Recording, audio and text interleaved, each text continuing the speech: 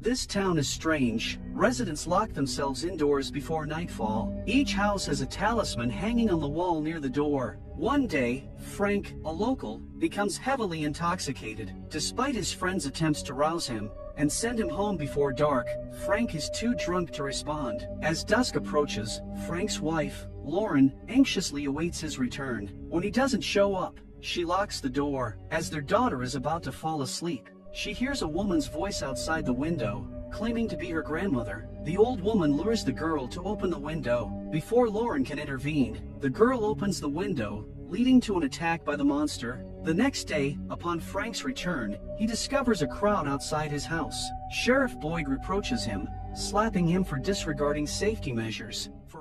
The protocol is nailing windows shut. Frank neglected this, resulting in the brutal killing of his wife and daughter by the monsters, who devoured all their organs. On the other hand, we meet a family of four: Tabitha, Jim, and their kids, Julie and Ethan. The couple's relationship appears strained. As they travel in their RV, a massive tree on the road forces them to stop in the middle of the highway. Stepping out, they witness crows gathering in an eerie manner, prompting them to retreat into the RV and opt for a detour. Unfortunately, they stumble upon the same town plagued by nighttime monster attacks. The town feels creepy to them. All car tires are flat, and people avoid conversation.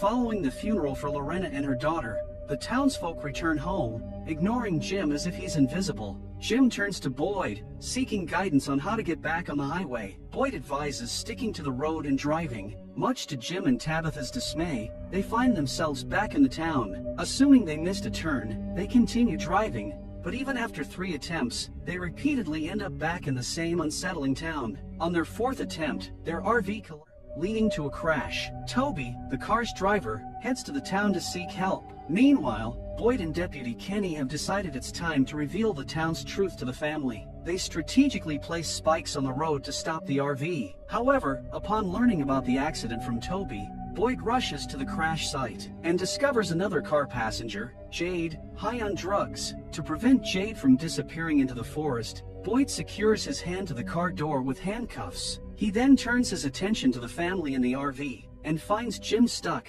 Tabitha unconscious, and Ethan injured with a table leg piercing his thigh. Christy, the town's only doctor and a third-year medical student, arrives to provide treatment. With darkness approaching, Boyd instructs his son Ellis to escort Tabitha and Julie back to town, while he, Jim, and Christy stay in the RV to remove the table leg from Ethan's thigh. Boyd takes precautionary measures before nightfall, such as hanging a talisman in the RV and covering windows with blankets. Meanwhile, as Kenny and Ellis transport Julie and Tabitha to town, their truck's tires go flat due to the earlier stripped spike. Simultaneously, the RV becomes surrounded by monsters. Due to the trauma from the accident, Ethan begins convulsing, but Christy manages to attend to him. When Boyd mentions that the people are coming, Jim assumes they are residents of the town. In a desperate attempt to save his son, Jim tries to unlock the doors. However, Boyd intervenes, gripping him by the neck and clarifying dealing with humans. Once Jim calms down and questions what they are up against, Boyd admits he doesn't know. All they understand is that hanging the talisman near the door and keeping the windows shut prevents these entities from entering and causing harm. Meanwhile, Kenny and the others sprint towards the colony house. Heavy rain hampers their speed, making it challenging to run. The darkness adds to the danger, as they could be attacked by monsters at any moment. Finally, they reach the colony house. They pound on the door and urge those inside to open up. However, it's a strict rule not to open doors at night under any circumstances. Donna, one of the town's oldest members, makes the decision to allow them in, knowing that Ellis and the group went to rescue people. Just in time, before the monsters strike, Donna opens the door and lets them in. On the other hand, Jim attempts to unlock the window after hearing voices from outside. Boyd intervenes, asserting that with the talisman in the RV, the only way these entities can enter is if they allow them. Simultaneously, Donna decides to disclose the town's truth to Tabitha. It appears that everyone arriving here has witnessed a fallen tree followed by a flock of ravens in the sky. As it's Tabitha's first night,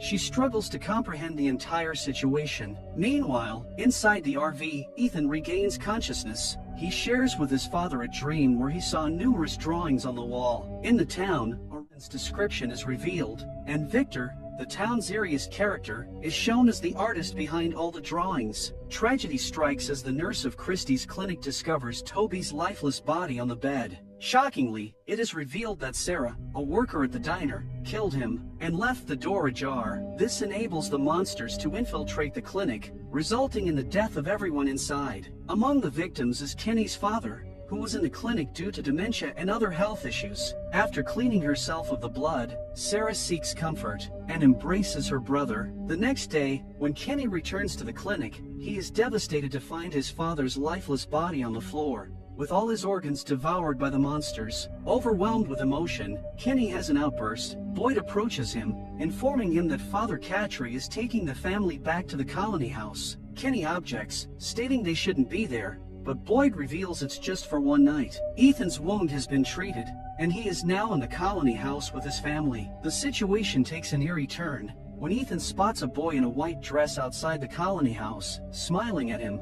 A day later, Jade finally regains consciousness. Upon realizing he's tied to the bed, he threatens Donna to release him. Donna then proceeds to tell him the entire story of nightly monster hunts, and the village residents never leaving the place. Jade, however, bursts into laughter, convinced that the town is in a room orchestrated by his friend Toby. Without listening further to Donna, he heads outside, treating the situation like a puzzle to solve. Meanwhile, Father Cattry discusses the choosing ceremony with Jim and Tabitha. All newcomers must decide whether to reside in the colony house or down in the town. Boyd expresses concern about Frank's fate. The people of the village live by the rules that are meant to protect each other and keep each other safe. When someone's actions or negligence results in a resident's death, the sole punishment is a night in the box. Boyd informs Frank that whatever occurs tonight is not personal, and Frank seems to understand him. After visiting the box, Boyd talks to Father Cattry about forgiving Frank. He says that he built the box as a deterrent to scare people. However, Father Cattry argues that they had warned Frank multiple times.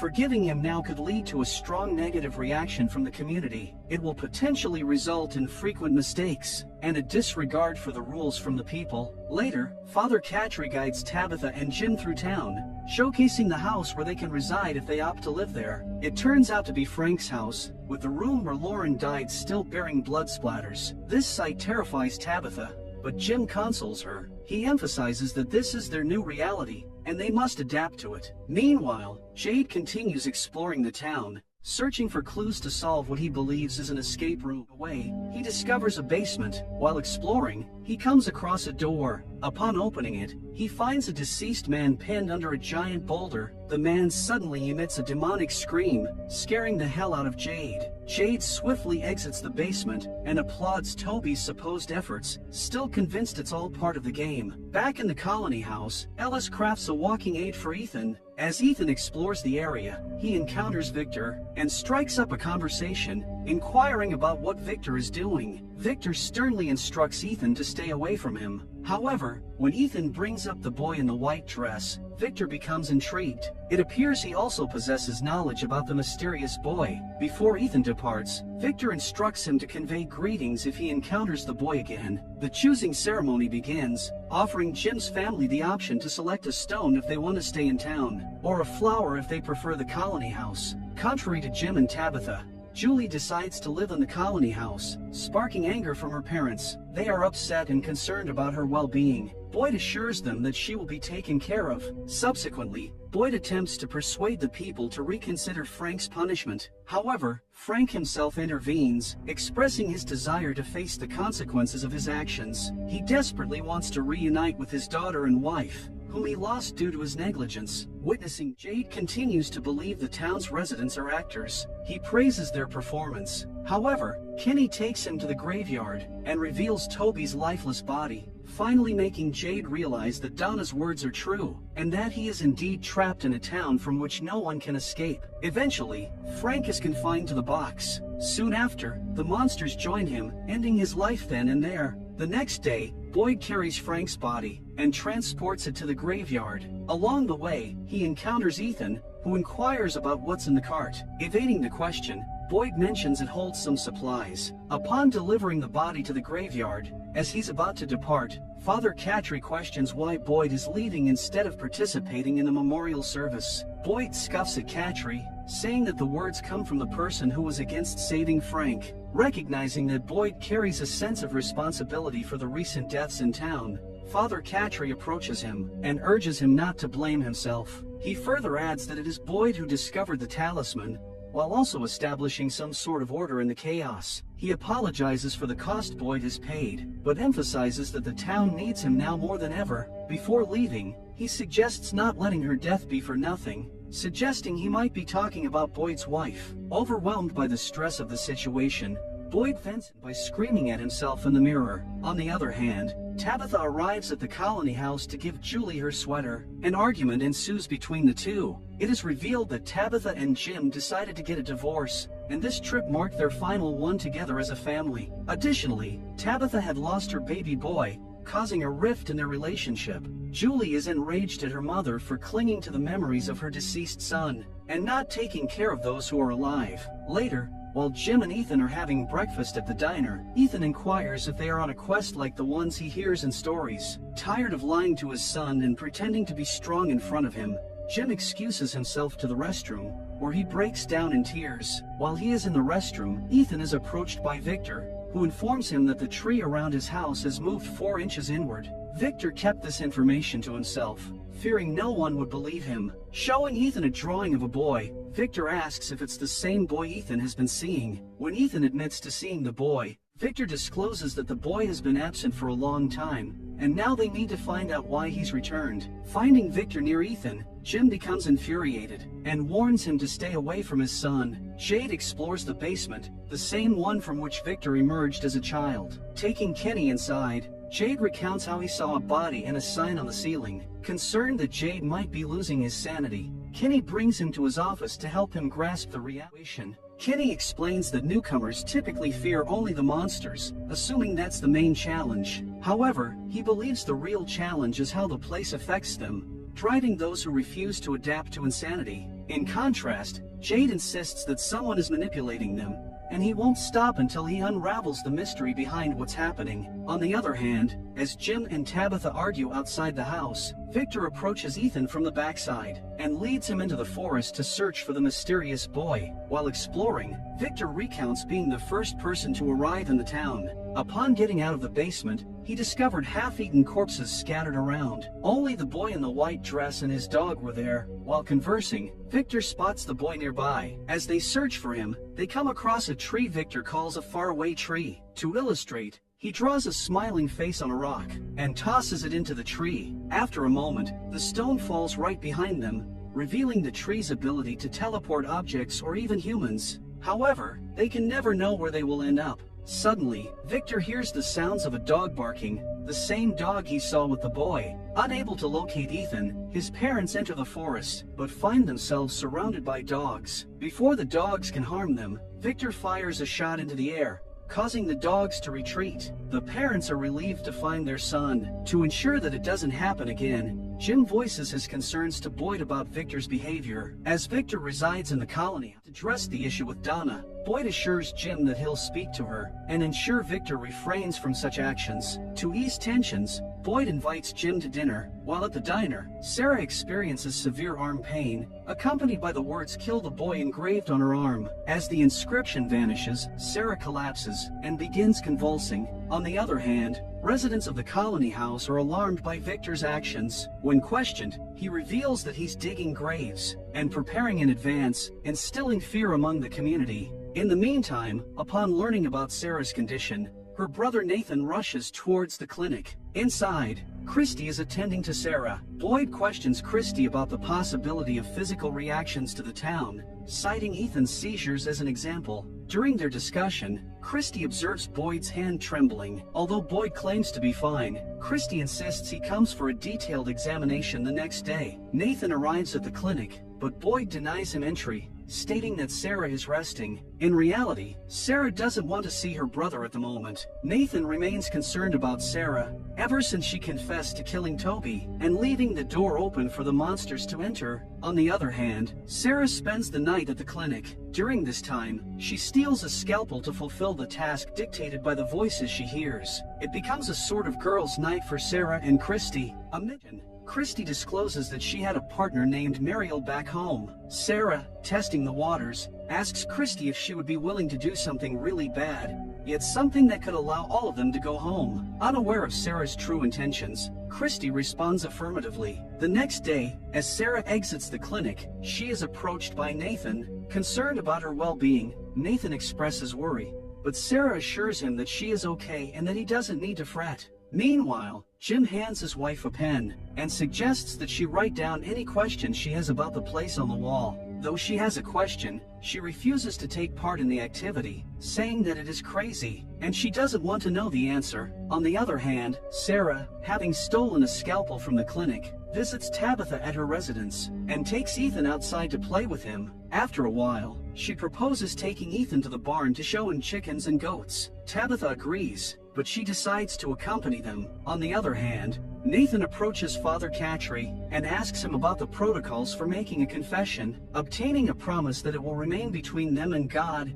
Nathan reveals everything about Sarah. Upon hearing the story, Father Catry becomes alarmed, recognizing that people's lives are in danger as long as Sarah is among them. Without delay, the duo make their way towards the diner. At the barn, Sarah informs Tabitha about hidden places in the town where they can find themselves outside after dark. To demonstrate, she guides Tabitha inside and locks her in a closet. Her focus then shifts to Ethan. She comes up to him and tells him that she likes him and that whatever she will do next is for the greater good. As she attempts to harm Ethan, Nathan arrives just in time to intervene and stop her. Seizing the opportunity, Ethan kicks Sarah and escapes. Nathan tries to restrain Sarah and wrest the scalpel from her. Tragically, Sarah inadvertently slashes Nathan's throat, leading to his untimely demise. Before Father Catry arrives at the scene, Nathan had already succumbed to his injuries. As the villagers gather at the barn, Jim arrives as well. Upon hearing Tabitha's screams from inside the building, he rushes in and unlocks the door. Together, they hurry outside to search for Ethan, who has fortunately found safety after fleeing and encountering Julie along the way. Christy examines Nathan and sadly confirms his demise.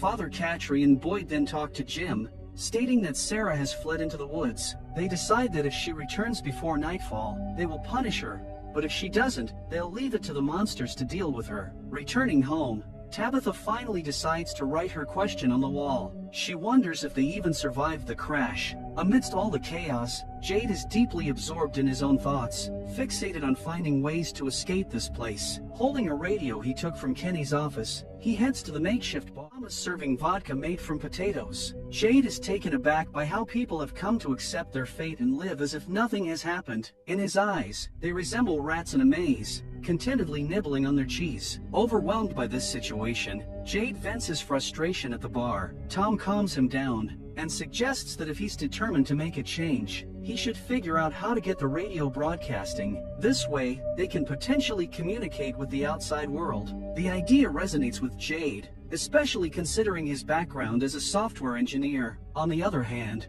Boyd visits his wife's grave and confides in her about his tremors. He explains that he's contemplating escaping the town to find a way to return the people home. However, he fears that if his plan fails, he'll be leaving the people in an even worse situation than they already face. Seeking guidance, he asks for a sign on how to proceed. After his visit, Boyd returns to the diner, where he finds Christy blaming herself for Sarah killing Nathan. She believes that consulting with Sarah that night could have prevented the tragedy. Boyd reassures her that it isn't her fault, emphasizing the many lives she has saved. When the radio suddenly comes to life, he interprets it as a sign from his wife encouraging his escape plan. It's not just the fact that the radio starts working, but the specific tune, "If I Had a Boat," solidifies the sign. Meanwhile, Jade starts working on setting up the radio broadcast. He disconnects an antenna from a car, preparing to pick up signals. Simultaneously, Jim conducts his own research and discovers something unusual in the house. The cords lack wires, making it difficult for them to deter electricity. While he is discussing this with Tabitha,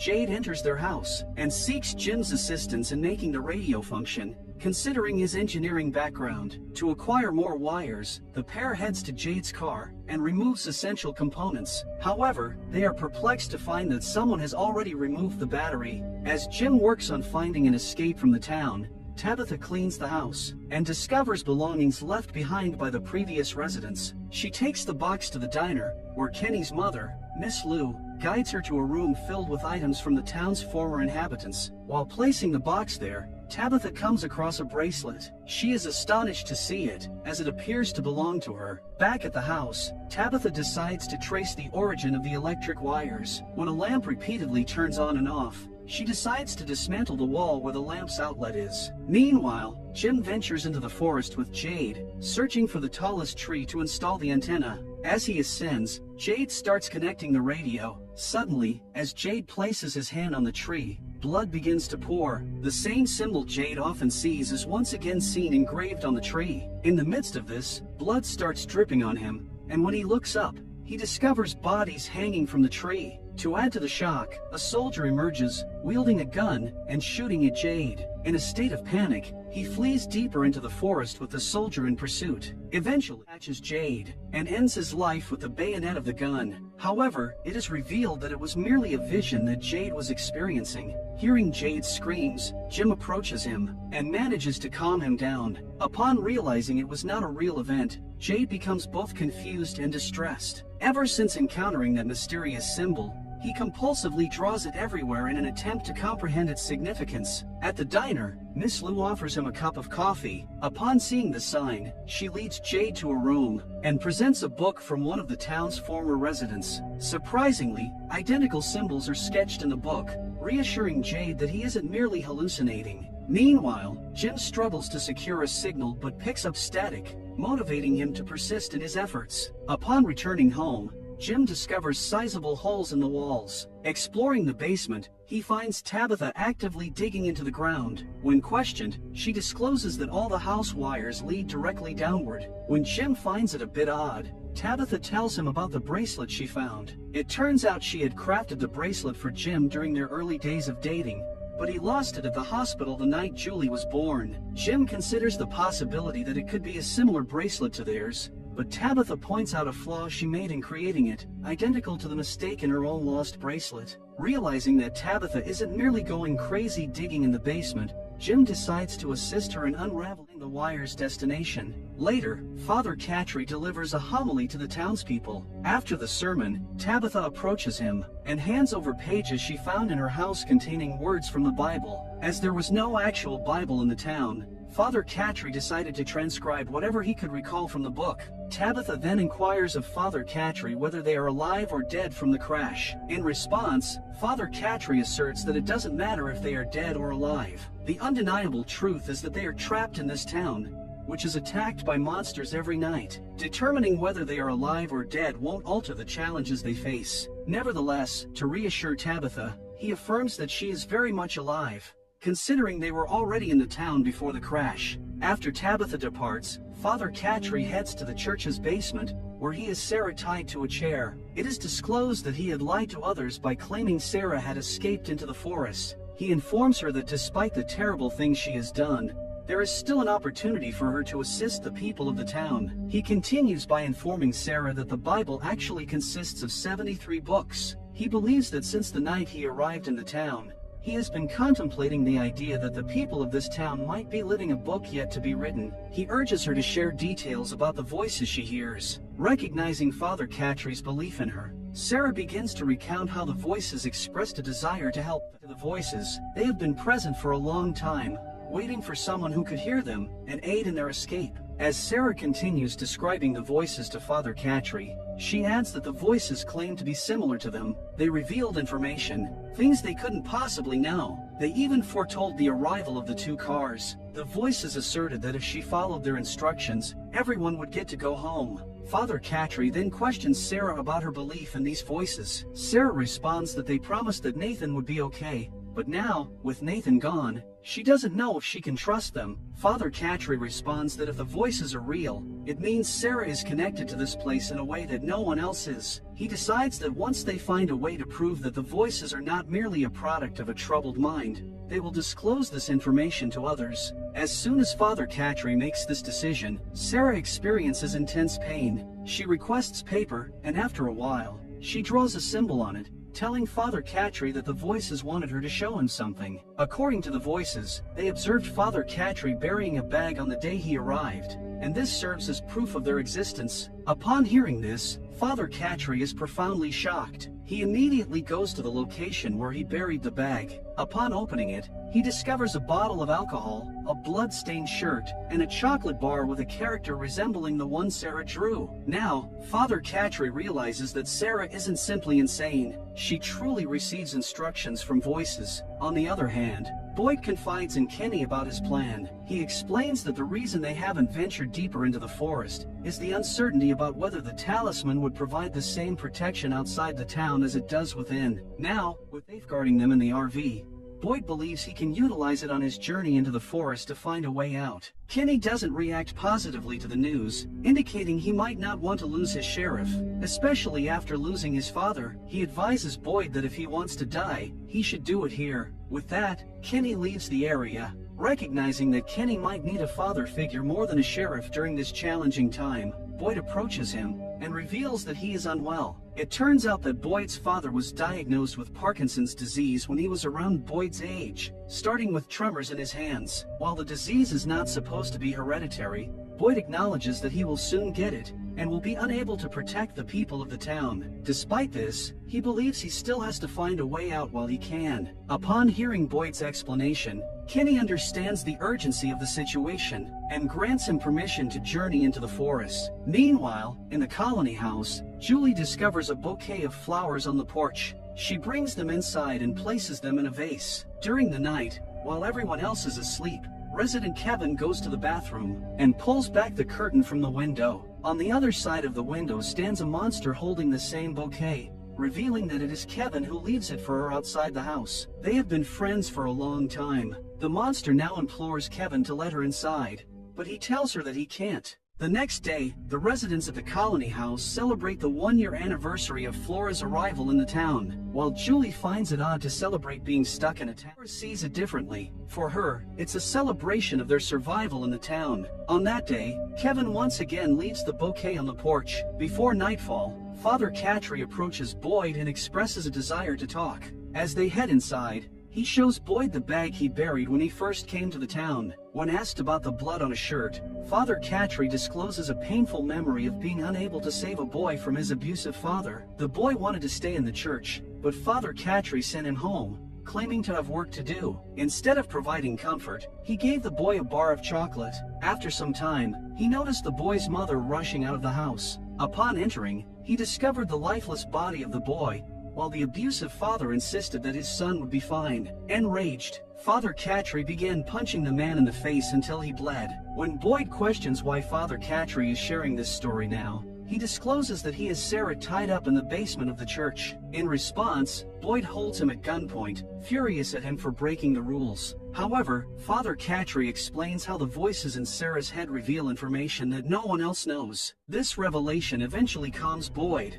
Father Katri then establishes a connection between Boyd's journey into the forest and the newfound understanding of the voices Sarah hears. He believes that by working together, they might discover a way out of this town. Meanwhile, at the colony house, the residents celebrate Flora's 1-year anniversary. Donna praises Flora for her efforts in taking care of everyone and maintaining a positive attitude. While the members are engrossed in the festivities, Kevin goes to the bathroom to converse with his monster girlfriend. This time, the girl has come to bid farewell to Kevin, expressing that she can't endure the pain of being near him without being able to feel him. Yielding to her emotional words, Kevin opens the window and lets her in. The two share an embrace. Everything seems fine, until the girl scratches Kevin's back with her sharp nails. To make matters worse, she pulls out his tongue and ends his life on the spot. She then opens the window to allow other monsters inside the house. Meanwhile, the residents of the colony house continue to party, oblivious to what's about to unfold. In contrast, Ellis is feeling low because when he reflects on how he has survived, he also remembers those he lost in the process,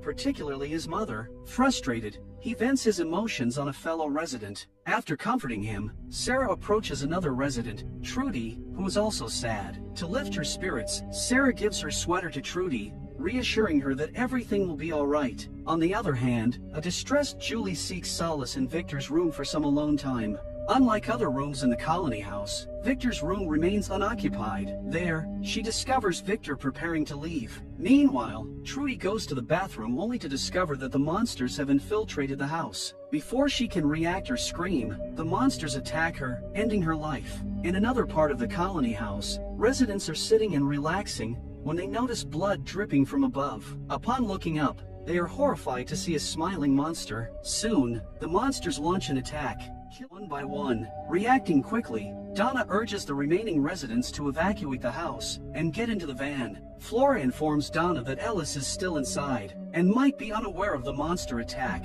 Hearing the commotion, Ellis descends only to find blood everywhere. Spotting a woman in a yellow sweater, he initially believes it's his girlfriend, Flora. However, his relief is short-lived when a monster joins the scene. Acting swiftly, Ellis breaks the bathroom window and escapes outside. With the monster closing in, he is left with no choice but to jump off the building. Meanwhile, Donna led the residents to safety. In a desperate move, Flora brings Ellis inside, locking the door on both sides, and relying solely on the talisman to keep the monsters at bay. Fortunately, the plan works, and she and Ellis manage to survive the attack. Meanwhile, upon hearing the sounds of monsters, Victor quickly improvises a rope and throws it out of the window. He then gives Julie a bunch of drawings he arranged together. With the rope, the duo manages to leave the room. As the monsters take over the colony house, and Victor observes a white-dressed boy heading into the forest, he decides to follow him. Although Julie is frightened to go with him, she has no other option. Eventually, they reach a faraway tree.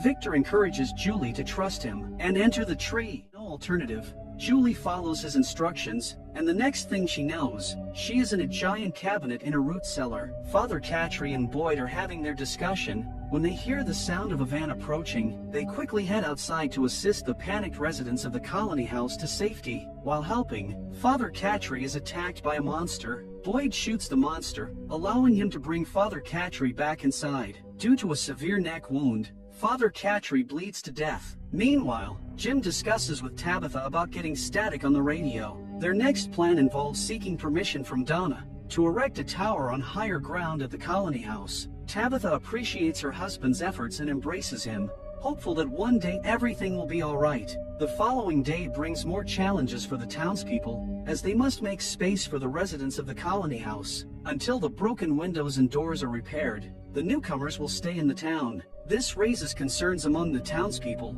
who fear the newcomers might deplete their ration. Boyd steps in to calm them down, instructing everyone to support each other in this time of need. He plans to embark on his journey as early as possible. Kenny suggests that Boyd should address the townspeople before departing, keeping them informed about his plan. However, Boyd believes that Kenny, being the next in line for sheriff, should learn people and convince them, as he may be the one dealing with such situations in the future. Before departing, Boyd goes to the church's basement and brings Sarah to the forest. Though he doesn't completely trust her, he decides to give Father Catry's idea a chance. To prevent Sarah from being seen by the townspeople, he leads her to a shed in the forest and instructs her to stay there until he returns. Sarah assures him that she won't go anywhere, as she wants to help people just as much as he does. In a flashback, it is revealed how Boyd ended up in the town. He was on a trip with his Marine wife, Abby, and their son, Ellis, when they encountered the fallen tree on the road. Reversing the car, they inadvertently entered the creepiest town in the country just as night was falling. While they were passing through the town, Father Catry stopped them, warning them that they needed to exit the car if they wanted to survive. Initially perceiving Father Catry as a threat, the couple opted to drive away. However, the approaching sounds of monsters made them reconsider, realizing that Father Catry might be telling the truth. They chose to trust him, while keeping a gun pointed at him, prepared for any situation. Inside the hole, they encountered Donna and others. Father Cattry promised to explain everything once daylight arrived. While in the hole, Boyd and his terrified family could hear the screams of people and the sounds of monsters devouring them. The following day, upon emerging from the hole, they discovered half-eaten corpses scattered on the road. Realizing the reality of the town and understanding the necessity of adapting to the situation, Boyd proposed to Father Cattry and Donna that they should gather resources, establish a system, and ensure everyone's safety at night. Drawing upon his 30 years of military service, Boyd had ideas on how to effectively manage the challenges of the town. Once they inventoried their resources, they began rationing them out. Boyd also decided to dig more holes to prevent being in the same place twice. Before him, nobody dared to venture out into the forest. When Boyd finally did, he discovered a goat and chickens. Father Cattry was astonished to realize that what they couldn't achieve in months, Boyd accomplished in days. However, Boyd became so immersed in leading the townspeople that he forgot his family needed him during this challenging time. When he decided to go back into the forest to acquire some chickens, Ellis stopped him, insisting that Abby needed him the most. Boyd promised his son that he would return home that night, and they could talk about it. However, fate had other plans. As Boyd headed into the forest to find more livestock, he stumbled upon a German shepherd. Observing a collar on the dog's neck, Boyd realized that its owner might be nearby, and they could possibly find a way out.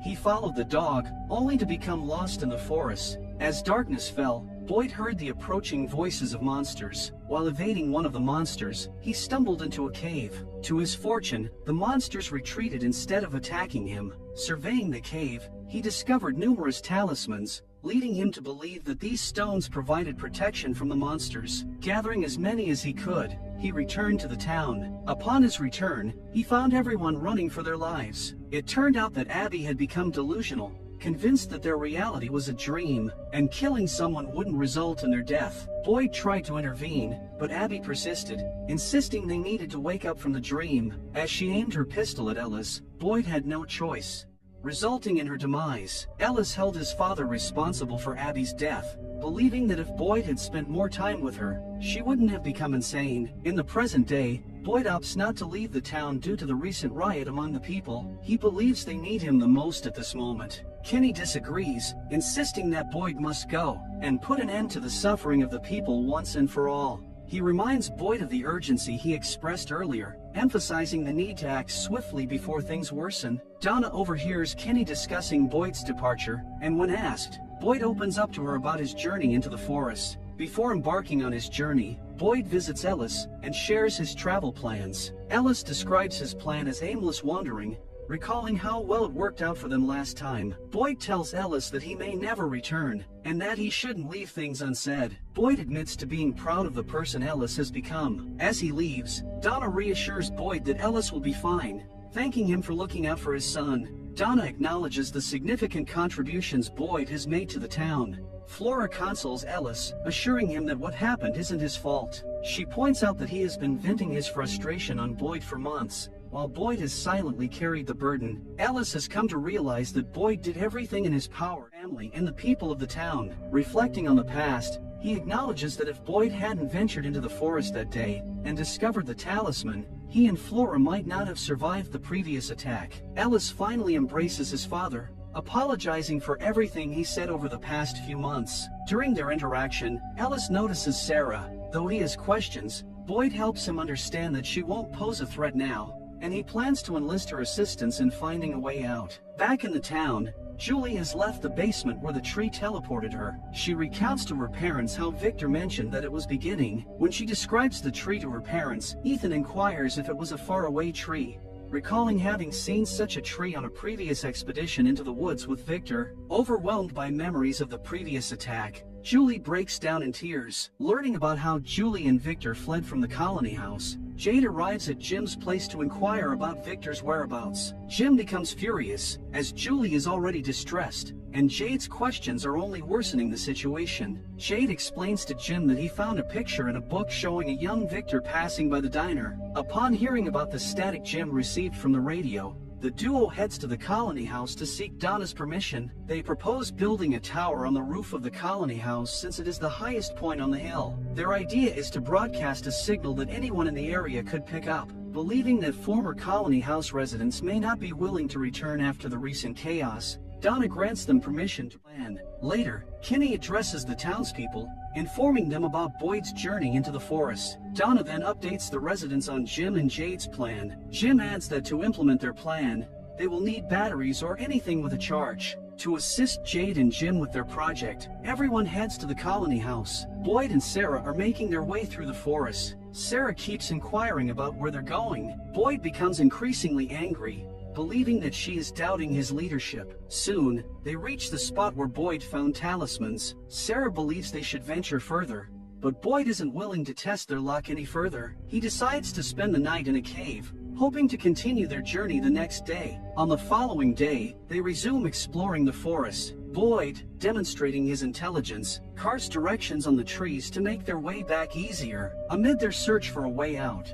Boyd questions Sarah about whether the voices that instructed her to kill everyone were telling the truth. Sarah prefers not to discuss the murders, emphasizing that she only wanted to save others. However, Boyd becomes infuriated, insisting that she has no choice but to answer his questions. Reluctantly, Sarah reveals how the voices informed her about the arrival of 2 cars, and warned that if she didn't kill Ethan, everyone would die. Sarah questions Boyd about why he didn't put her in the box. Sensing, Boyd uncuffs her, trying to calm her down. They continue their journey until they reach a tree with many glass bottles hanging from it. As Boyd tries to collect the bottles, Sarah begins hearing voices again. Unable to endure the pain, she starts convulsing. Meanwhile, the radio broadcasting project is divided into 3 parts. One large group is building the tower, while 2 smaller groups work on the radio and the power source. Donna is upset, as everything she built seems to be falling apart, and she's further stressed by the death of a Colony House resident who attempted suicide. Later, Kinney visits Christy, who is also feeling low after losing her patient. Kinney updates Jim on the progress. Jim, seemingly pleased, informs Kinney of the need for more wood to erect the tower. While conversing with Ellis, Flora expresses her concerns about the tower project not being successful. The idea that the project might work is scarier for her than the possibility of its failure. Flora believes that even if they manage to return home, their lives won't be as normal as they once were. She thinks that after everything they have seen and everything they have done, they won't be able to forget it. Additionally, she ponders how their relationships will be once they return home. Meanwhile, Jim and Jade discuss the town's old battery supply. Most batteries are well past their expiration date, and they will only last a couple of hours. They need a power source that can broadcast the radio for several days. As they converse, Donna storms in wielding an axe. She begins tearing apart the wooden floor to provide Jim with a fresh supply of wooden planks for his tower. Kinney attempts to calm her down, but she is too distressed to listen. Donna is upset because Kenny and his team are so engrossed in their new project that they are not considering the consequences if their plan fails. Donna tries to relax in the bar, but Kenny approaches her there, attempting to comfort her. However, Donna is still enraged at him. She suggests he has no idea what life was like before Boyd and the Talisman. She says the town was a functioning community until they started their radio broadcasting project. Donna believes that Kenny, Jim, and Jade have raised people's hopes so high that if it is taken away, they will be lost. Eventually, they will give up and die. After venting out her frustration, she tells Kenny that she will put on her game face tomorrow and focus on the tower project. Jim faces setbacks due to a lack of batteries. Jade suggests finding Victor, thinking he might know something about the sign Jim often sees. Jim isn't thrilled with the idea. He wants to focus on a more practical solution. Later, Ellis approaches Jim, informing him that the team has gathered enough wires stripped for the cord. On the other hand, Jade keeps complaining about not knowing the answer to the problem. Considering himself a genius, tired of his constant whining, Miss Louie shows him that he can take electricity from the lamp. Initially, Jade argues, stating that none of the outlets work. However, he suddenly gets an idea, indicating he might have into their problem. After finishing some work in the basement, Tabitha heads upstairs, only to find that the stairs seem never-ending. Later, she sees Jim hanging upside down and screaming, but fortunately, it's just a dream. Upon Jim's return from the Colony House, Julie asks him to help them dig the basement. While digging, Tabitha senses something solid, like concrete, beneath the mud. It appears she is close to discovering the source of the electricity wires. In the woods, Boyd and Sarah take refuge in a camping tent, securing a talisman at the tent's door zippers. When Sarah wakes up, Boyd informs her that he found a bottle, but inside is a paper with the year 1864 written on it. Sarah suggests they go back because the voice she heard was from a woman who was screaming and admitting she was wrong. The woman warned them not to stay, as things outside are worse than the monsters. Sarah mentions the woman kept saying, "Tell Mr. Fish and Loaves that I was wrong." Hearing the name, Boyd seems shocked. As they talk, the tent starts shaking as if someone is shaking it outside. After the struggle, Boyd notices the talisman has come loose. He searches for it and reattaches it to the rope hanging in the center of the tent. Suddenly, a light illuminates the tent, but it comes and goes, making it challenging for Boyd and Sarah to understand what it is. The next day, as they emerge from the tent, they discover they are surrounded by giant spider webs. As they continue their journey, Sarah questions their destination. Boyd responds that they're going to follow the light. She reminds him of what she told him the previous night. Brushing off her fears, Boyd suggests heading toward the searchlight, believing it might be part of something, and warns that there could be something worse at the light. When she inquires about Mr. Fish and Loaves, Boyd confesses that it's his nickname from the service. Sarah suspects that the voice reaching out to her the other night might be Boyd's wife, Abby. Suddenly, Boyd hears a woman screaming for help. Frantically searching for her, he discovers Abby wrapped in a web. Unexpectedly, Abby attacks him, revealing that it was just one of those visions. The disturbance causes the spiders to break out of the hive.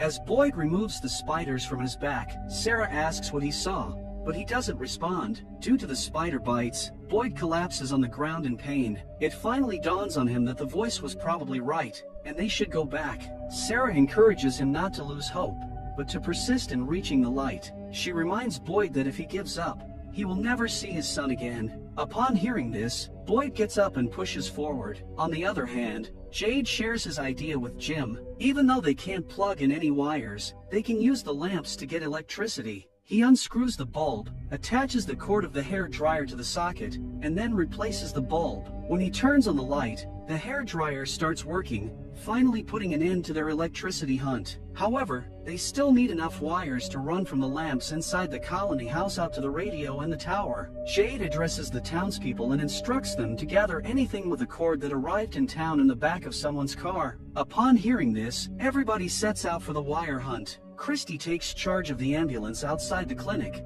which turns out to be a treasure trove of wires. Christy is salvaging electrical components when Kenny joins her. When asked about his lamp, Kenny pops open the globe, which he used as a hidden compartment to stash stuff. Kenny has a list of places he wants to visit upon returning home. When Christy shares her desire to visit Iceland, he suggests they go together. Noticing Kenny's liking for her, Christy admits that she likes him too, but informs him that she is engaged and there is someone waiting for her back home. The situation gets awkward, and Kenny leaves the place to transport some wires to the colony house. Meanwhile, the tower is completed and transported to the roof of the colony house through a hoisting system. Jim demonstrates to Ethan how to change the electrical frequency with a screwdriver. While people work on the project, Jade brings some snacks, jokingly mentioning that if anyone makes a mistake, they will have to spend the night in the box. Later, Christy joins Kenny in the colony house. Kenny apologizes for making things awkward between them. Christy admits to feeling torn between the most amazing guy ever and the lover she left behind. When he asks about her plan, Christy responds that she doesn't know. Jim finishes assembling the radio set, while Jade works on the tower. With both products now completed,